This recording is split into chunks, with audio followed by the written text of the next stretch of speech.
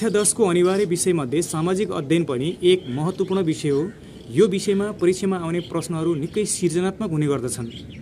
सृजनात्मक हुने भएको कारणले गर्दाखेरि विद्यार्थीले राम्रोसँग नबुझेर राम्रो मार्क्स ल्याउन सक्दैनन्। सामाजिक अध्ययनमा राजनीतिक, आर्थिक, सामाजिक सम्पूर्ण कुराहरू समेटिएको हुन्छ। त्यसै कारणले गर्दाखेरि विद्यार्थी पनि यी पक्षसँग चाहिँ नजिक हुँदैनन्। त्यसै कारणले विद्यार्थीहरूले यो विषयमा राम्रो मार्क्स ल्याउन सक्दैनन् र यो विषय अलिक कठिन पनि हुने गर्दछ।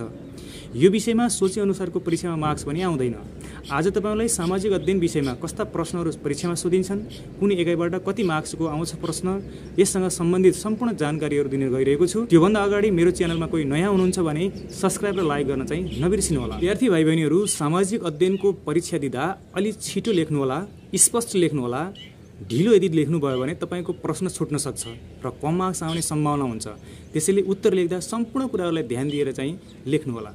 आजको मुख्य कुरा के छ भने परीक्षामा कुन एकाइबाट कति मार्क्सको प्रश्न आउँछ र कस्ता खाले प्रश्न आउँछन्, कस्ता खाले प्रश्न परीक्षामा सोधिन्छन् भन्ने विषयको बारेमा तपाईलाई जानकारी दिने गइरहेको छु। सबैभन्दा पहिलो एकाइको शीर्षक हो हामी र हाम्रो समुदाय। यो एकाइबाट एउटा प्रश्न अति छोटो र एउटा प्रश्न छोटो आउने गर्दछ।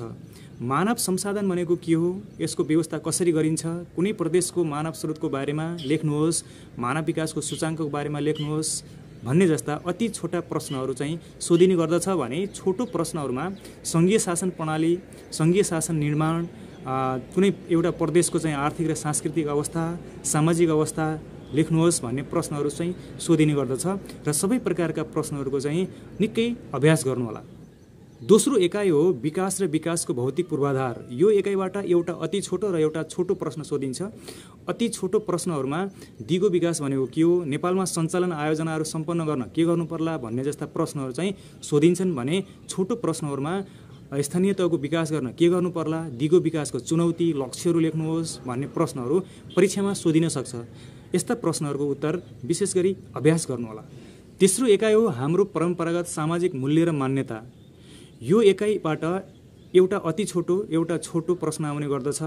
अनि अति छोटो प्रश्न अन्तर्गत जस्तै प्राकृतिक सम्पदाहरूको नाम, प्राकृतिक सम्पदाको नाम, लोकबाजाको नाम, अनि त्यस्तै गरेर लाखे नाच कुन समुदायमा नाचिन्छ, राष्ट्रिय दिवसको नाम लेख्नुहोस् भनेर आउने गर्छ भने छोटा प्रश्नहरू अन्तर्गतमा लोकनाच भयो, अनि त्यसपछि विश्व बन्धुत्वको बारेमा भयो, अनि बाजाको महत्त्वको बारेमा भयो हैन, अनि त्यस्तै गरेर कैलाश सत्यार्थी र मार्टिनको योगदानको बारेमा भयो, यिनको जीवनबाट के शिक्षा प्राप्त गर्न सक्छौँ भन्ने कुराहरू भयो, अनि राष्ट्रिय दिवसको औचित्य जस्ता प्रश्नहरू चाहिँ सोधिने गर्छ। त्यसैले यस्ता प्रश्नको उत्तरको अभ्यास गर्नुहोला। एकाइ 4 को शीर्षक रहेको छ सामाजिक समस्या र समाधानका उपायहरू। यो एकाइबाट एउटा अति छोटो र एउटा छोटो प्रश्न आउने गर्छ। मानव बेचबिखनका समस्या, समाजको अवस्था, देउकी प्रथा, झुमा प्रथाको बारेमा लेख्न र घरेलु हिंसाको बारेमा यस्तो चाहिँ प्रश्न आउने गर्छ भने लामो प्रश्न अन्तर्गत स्काउटको, रेड क्रसको स्थापना, यसको कार्यहरू, अनि त्यस्तै गरेर दाइजो प्रथाको बारेमा जस्ता सम्बन्धित प्रश्नहरू चाहिँ यसमा आउने गर्दछ। त्यसैले यिनीहरूको अभ्यास धेरै गर्नु होला। एकाइ 5 को शीर्षक रहेको छ नागरिक चेतना। यो एकाइबाट एउटा छोटो र एउटा लामो प्रश्न आउने गर्दछ। यो एकाइबाट कार्यपालिका, न्यायपालिका र व्यवस्थापिकाका कार्यहरू के हुन्, नागरिकता प्राप्त गर्नको लागि कस्तो कस्तो व्यवस्था रहेको छ, संविधान भनेको के हो भन्ने प्रश्नहरू अति छोटोमा आउँछन् भने लामो प्रश्न अन्तर्गत संविधान संशोधन प्रक्रिया र कानुन निर्माण प्रक्रिया छुट्याउनुहोस्, दल दर्ता कसरी गरिन्छ, महिला अधिकारको बारेमा, जनजातिको अवस्थाहरू यसको तयारी राम्रोसँग गर्नुहोला। एकाइ 6 को शीर्षक रहेको छ हाम्रो पृथ्वी। यसमा एउटा छोटो र एउटा लामो प्रश्न आउने गर्छ। अनि यसमा विशेष गरी दक्षिण अमेरिका महादेश र नेपालको बीचमा भिन्नता र समानता के छ, अनि त्यसै गरी क्यानाडाको आर्थिक विकास कसरी हुन्छ, अनि त्यस्तै गरेर अरू महादेशको विकास हुन नसक्नुको कारणहरू के हुन् भन्ने प्रश्नहरू आउन सक्छन्। शीत प्रदेशको आर्थिक अवस्थाको बारेमा लेख्नुहोस् भन्ने प्रश्नहरू आउँछन् भने नेपाल र अफ्रिका बीच कस्तो किसिमको सहयोग आदान प्रदान हुने गर्छ, विभिन्न कन्टिनेन्टमा कस्तो किसिमको चाहिँ आर्थिक अवस्था छ, सांस्कृतिक अवस्था छ भन्ने प्रश्न आउँछन् भने लङ क्वेसनमा चाहिँ एउटा नेपालको नक्सा बनाउन आउँछ र त्यो नक्सामा विशेष गरी मन्दिर, ताल, राजमार्ग, सहर, हिमाल, औद्योगिक क्षेत्र, उत्पादन क्षेत्र यस्तो भर्नको लागि चाहिँ प्रश्न सोधिन्छ। त्यसैले नक्सा बनाउने काममा चाहिँ विशेष ध्यान दिनु होला, राम्रोसँग बनाउनु होला र यसको तयारी राम्रोसँग गर्नु होला। एकाइ 7 को शीर्षक रहेको छ हाम्रो विगत। यो शीर्षक अन्तर्गत एउटा छोटो र एउटा अति छोटो प्रश्न आउने गर्छ भने अर्को लामो प्रश्न आउने गर्छ।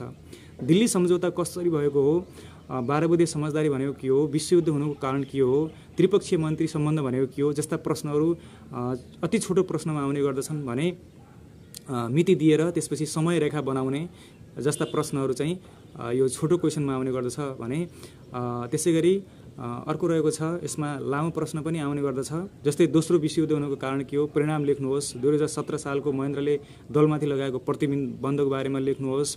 अनि त्यसपछि राजनीतिक अवस्था परिवर्तन कसरी भएको, 2062-63 को आन्दोलनको उपलब्धि के हो भन्ने जस्ता प्रश्नहरूको उत्तर लेख्न चाहिँ यसमा लङ क्वेसन अन्तर्गत सोधिन्छ र यसको तयारी राम्रोसँग गर्नु होला। 21/7 को शीर्षक रहेको छ आर्थिक क्रियाकलाप।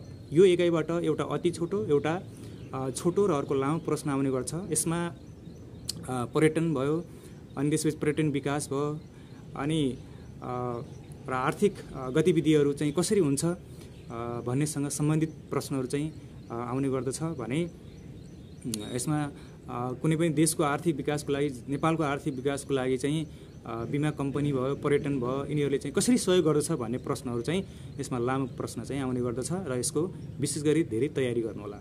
1.9 मा रहेको छ हाम्रो अन्तर्राष्ट्रिय सम्बन्ध र सहयोग। यसमा विशेष गरी अन्तर्राष्ट्रिय सङ्घ संस्थाहरूले चाहिँ मतलब कुन कुन कुरामा चाहिँ सहयोग गरेका छन् भन्नेसम्म को क्वेसन आउँछ र संयुक्त राष्ट्रसङ्घ अङ्गहरू, ती अङ्गहरूले के काम गर्दछन्, नेपाल र संयुक्त राष्ट्रसङ्घको बिचको सम्बन्ध कस्तो रहेको छ, कुन कुन कुरामा चाहिँ सहयोग हुन्छ भन्ने बारेमा आउन सक्छ।